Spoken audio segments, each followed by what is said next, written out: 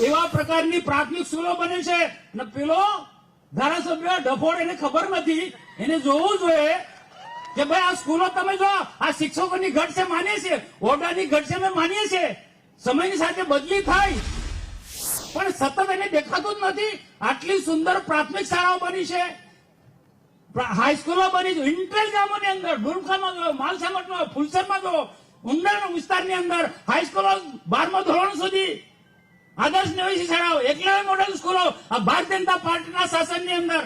અને ગણપતભાઈએ બીજું મોટું કામ કર્યું છે, મિલિટરી સ્કૂલ લાયા છે અહીંયા વાડીમાં.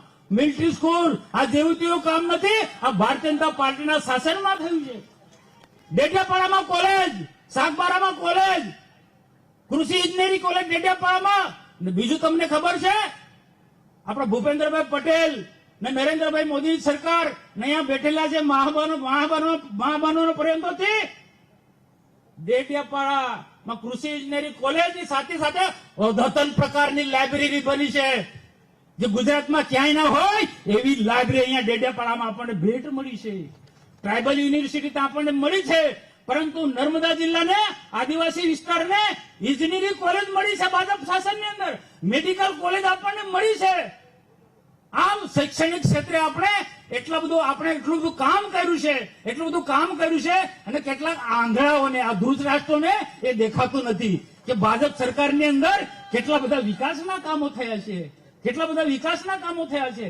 તો અહીંયા મારે તો જાદુ કહેવાની ઈચ્છા હતી, પણ અહીંયા પ્રેમપત્ર આવી ગયો છે, સમય ઓછો છે, ટૂંકાવો. એટલે આવનારા સમયમાં બીજી ફરી વખત વાત કરીશ, પણ મારે આટલું ટૂંકમાં તો કેવું પડે. આ મહાનુભાવ પછી એમના 5 મિનિટ હું લઈ લઉં છું, આ મહાનુભાવને છે ને 5 મિનિટ હું લઈ લઉં છું. પણ આપણે લોકોએ પણ જાગૃત થવું જોઈએ.